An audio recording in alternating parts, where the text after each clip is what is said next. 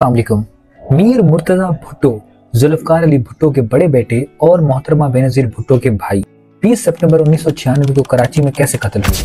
आज हम इस वीडियो में यही बात करेंगे कि मीर मुर्तजा भुट्टो को कराची में कैसे कत्ल किया गया, किन माहौल, किन हालात और किन सरकमस्टेंसेस में और किन वजूहात की बुनियाद पर उनको सरेआम कत्ल किया गया।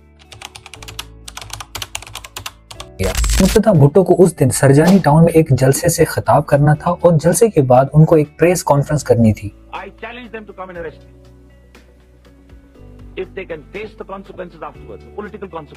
दोस्तों, दूसरी तरफ सिंध पुलिस 70 क्लिफ्टन में नाकाबंदी करके खड़ी हुई थी। वो इसलिए कि ताकि मीर मुर्तजा भुट्टो जब जलसा और प्रेस कॉन्फ्रेंस करके वापस आएंगे तो उनके साथियों की गाड़ियां रोकी जाएंगी और उनके हथियारों के लाइसेंसेस चेक किए जाएंगे।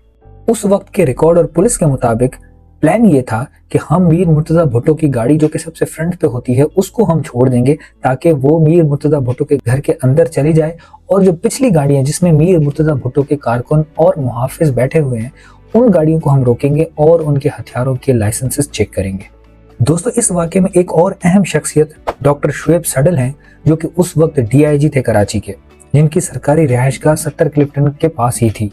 तो DIG सडल इस वाक़े को कुछ इस तरीके से बयान करते हैं। वो कहते हैं, मामूल के मुताबिक मैं वॉक करके अपनी कुलीग के साथ घर आया था तो मेरे ऑपरेटर ने मुझे बताया कि जनरल बाबर की कॉल आई थी और चंद दिन पहले सिंध असेंबली पे जो धमाका हुआ था उसकी वो तफसीलात मांग रहे थे। इसलिए मैंने जो कि सिंध असेंबली वाला एरिया जिस SSP के अंडर में आता है उसको कॉल मिलाई और वही SSP आज के इस ऑपरेशन में जो कि मुर्तजा भुट्टो के साथियों की चेकिंग करने वाले थे उसको लीड कर रहे थे।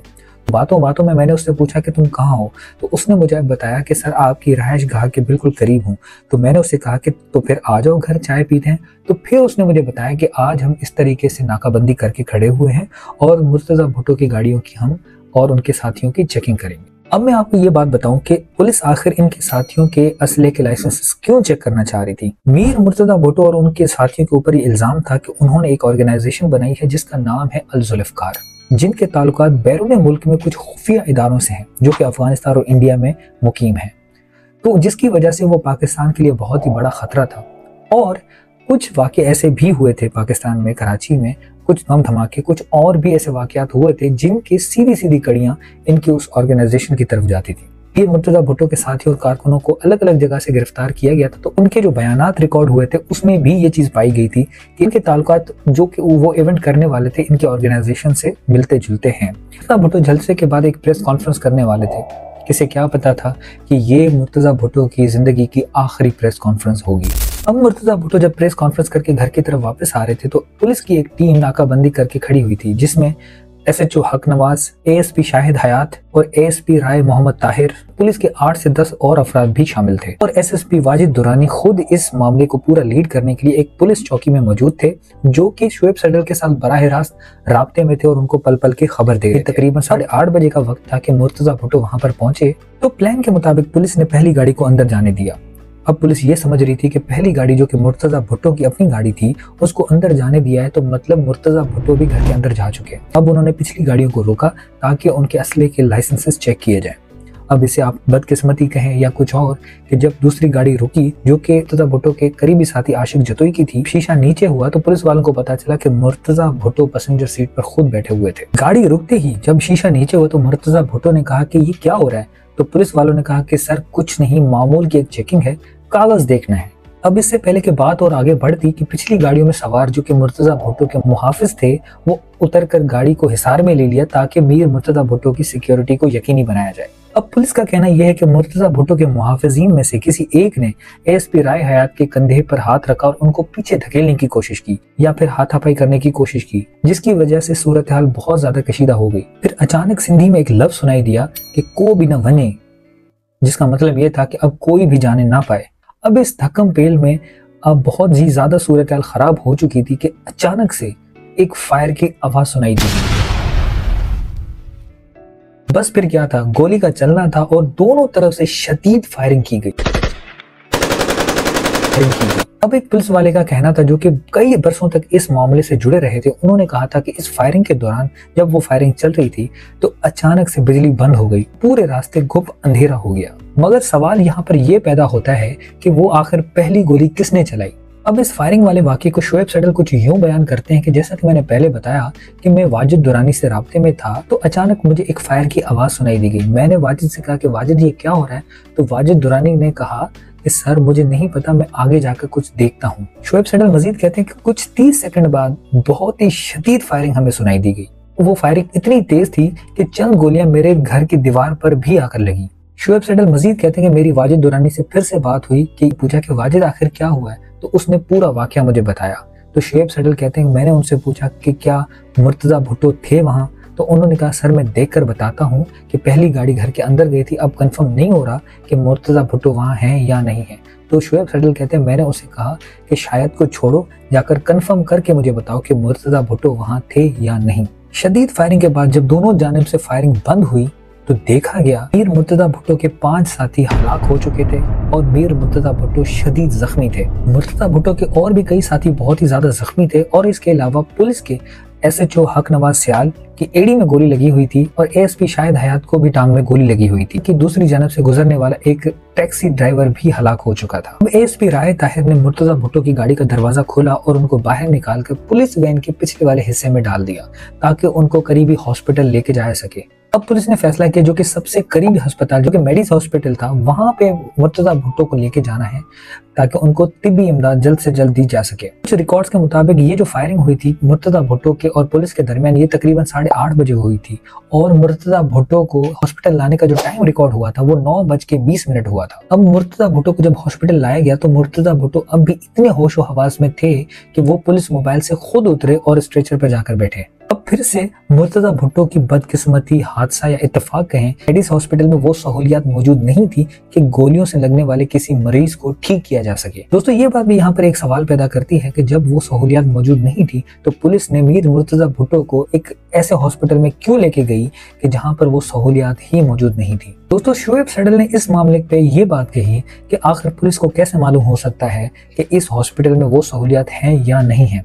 हमने तो मीर मुर्तजा भुट्टो की जान बचाने के लिए जो करीबी हॉस्पिटल जाना उनको इसीलिए वहीं पर लेके गए ताकि उनको तिब्बी इमदाद मिल सके। अब मेडिस हॉस्पिटल में बहुत ही ज्यादा रश होने लगा था और सीनियर डॉक्टर्स को अलग अलग हॉस्पिटल से बुलाया जाने लगा। दोस्तों यहाँ पर हम आपको बताते चले कि मुर्तजा भुट्टो को टोटल 4 गोलियां लगी थी जिनमें से 3 बिल्कुल भी इतनी खतरनाक नहीं थी। एक ही गोली बहुत ही ज्यादा खतरनाक थी जो कि उनके शहरग में जो कि जुगुलर वेन है उसमें लगी थी जिसकी वजह से बहुत ही ज्यादा खून बह रहा था। कुछ लोगों का यहाँ पर यह भी कहना है कि मुर्तजा भुट्टो के जख्मों को अगर टांके लगाए जाते या फिर उनको सील किया जाता तो बहने से रोका जा सकता था, पर अफसोस के साथ वहां पर सहूलियत मौजूद नहीं थी और मुर्तजा भुट्टो का खून रोकने के लिए तौलिया रखा जा रहा था। डॉक्टर्स के मुताबिक मीर मुर्तजा भुट्टो 1.5 घंटे तक शिद्दत तकलीफ से बहुत देर तक कराहते रहे। शदीद दुश्वारी के बावजूद भी वो सांस लेने की जिद्दोजहद कर रहे थे। अस्पताल ले जाने के तकरीबन 2.5 घंटे बाद बहुत ज्यादा खून बह जाने की वजह से मीर मुर्तजा भुट्टो का दम उखड़ने लगा और कोई 11:30 के लगभग उन्होंने अपनी जान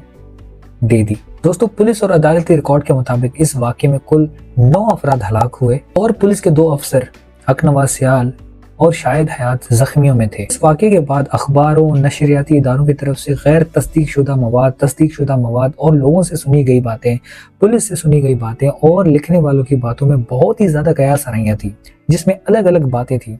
जिनमें कुछ बातें ये थी कि पुलिस को आने वाले जो जख्म थे वो खुद साख्ता थे, यानी कि पुलिस वालों ने इस वाक़े के बाद खुद को खुद गोलियां मारी ताकि ये तासुर दिया जा सके कि ये रियल में एक एनकाउंटर हुआ था। दोस्तों इस कहानी में एक पहलू ये भी था, जैसे कि मैंने आपको पहले बताया, कि सबसे पहली गोली आखिर किसने चलाई। कुछ लोगों का कहना था कि लाइट बंद थी, बिल्कुल अंधेरा था, तो दरख्त से किसी ने गोलियां चलाई, किसी ने इमारतों से फायरिंग की। दोस्तों जब बेनजीर भुट्टो ने इस वाक़े की तफसील मांगी जो कि उस वक्त की वजीर आजम थी, तो उनको एक तस्वीरें दिखाई गई जिनमें मुर्तजा भुट्टो की गाड़ी की छत पे सुराख थे, यानी उसमें यह बताया गया था कि किसी ने छत की तरफ से या दरख्त की तरफ से फायरिंग की है। अफसोस से कहना पड़ रहा है कि जब बेनजीर भुट्टो ने खुद उस गाड़ी को देखा तो उसकी छत में कोई भी सुराख नहीं था और वो पिक्चर्स टेम्पर्ड थी। सनसनीखेज बातें ये भी आई कि मीर मुर्तजा भुट्टो को बहुत ही देर बाद हॉस्पिटल लेके जाया गया। दोस्तों इस कहानी में बहुत ही ड्रामाई मोड़ तब आया जब 1 हफ्ते बाद इस वाक़ये में शामिल SHO हक नवाज की लाश के सरकारी रिहाइशगाह से मिली।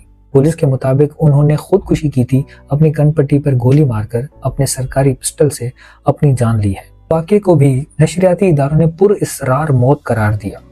कि आखिर ऐसे कैसे हो सकता है कि एक ही हफ्ते बाद जो कि वो एक ही गवाह था, इन्हीं शाहिदीन में वो शामिल होता था, उसकी लाश एक हफ्ते बाद पुरअसरार तरीके से उसकी रहायशगाह से मिलती है। आगे की एफआईआर भी घटी और कमीशन भी जुड़ा, पर नतीजा कोई खास नहीं निकला। दोस्तों, साजिशी नजरियात के इसी शोर में हाईकोर्ट के जज जस्टिस नासिर असलम जाहिद सरबराही में एक तहकीकाती कमीशन जोड़ा गया, जिन्होंने साजिशी नजरियात के साथ साथ इस केस के हर पहलू पर नजर डाली। मगर हमेशा यही कहा जाता रहा, कमीशन ने तमाम इम्कानात को रद्द तो जरूर कर दिया है, मगर ये भी कहा गया कि अगर ये किसी के कहने पर किया गया है तो वो एसएसपी डीआईजी से बहुत ऊपर की लेवल होगी। दोस्तों, मीर मुर्तजा भुट्टो के मर्डर के बारे में कुछ लोगों ने अलग अलग अपनी राय दी, जिनमें से कुछ मैं आपके सामने पेश करता हूं कि अलग अलग लोगों ने अपनी बातें किस तरीके से बयान की कि आखिर मुर्तजा भुट्टो को किसने और क्यों मारा। उस आईएसआई ने उस दौर के सबसे बड़ी टेररिस्ट ऑर्गेनाइजेशन अल जुल्फिकार की कमर तोड़ जो आप बता, उस आईएसआई ने उस दौर के सबसे बड़ी टेररिस्ट ऑर्गेनाइजेशन अल जुल्फिकार की कमर तोड़ जो आप बता रहे हैं, आप आईएसआई ने किया किस? कौन कहता कि मैं मुर्तजा के कत्ल का पता नहीं था? एजेंसी ने करवाया था। आज भी मैं कहता हूँ उसी रात मैंने बयान दिया था। कौन सी एजेंसी आप नाम नहीं लेना चाह रहे? इन्वेस्टिगेशन जो है उसको मैं आपको कहता हूँ ऐसा, क्योंकि ये पता था सबको कि अगर एक भी फायर पुलिस के ऊपर कोई करेगा तो पुलिस उस पर रिस्पॉन्ड करेगी। उसको हमें फाइंड आउट करना चाहिए था, वो नहीं किसी ने भी किया। जब मैंने बीबी से बात की तो शी साइड के नहीं, मेरे पास तो तस्वीरें हैं। मैंने कहा प्राइम मिनिस्टर किसने आपको ये तस्वीरें भेजी हैं? शी साइड के बस आप समझ जाओ कि किसने भेजी हैं। तो मैंने वो जिस तरफ उन्होंने इशारा किया उसको बुलवा लिया। मैंने कहा ये आपने भाई क्या किया है, ये मुझे भी बताओ। वो मुझे शरीफ आदमी जो है ना वो कहता है कि नहीं सर वो हमने तो नहीं बीबी को कोई तस्वीरें दी। तो मैं कहा बीबी झूठ बोल रही है, प्राइम मिनिस्टर कंट्री वो झूठ बोल रही है। फिर कहता है कि मैंने कहा बताओ ये, मैं कहा वो तो गाड़ी तो मैंने देख ली है, तो गाड़ी के छत पे तो कोई निशान नहीं है, तो तुमने ये तस्वीर में कैसे भेज दिया कि जी वहाँ सुराख है? अच्छा वो साफ इंक्वायरी हो गया। वो कहता नहीं नहीं सर वो फिर कोई कैमरे में खराबी हुई है, बाएं बाएं शाएं करके। नहीं सर हमने तो ये कहा ही नहीं है, ये तो ऐसे ही किसी ने कर लिया। तो ये दोस्तों, ये मीर मुर्तजा भुट्टो के कत्ल केस की कहानी थी। इंशाल्लाह मिलते हैं न्यू वीडियो में, तब तक के लिए अल्लाह हाफिज़। अपना बहुत सारा ख्याल रखें।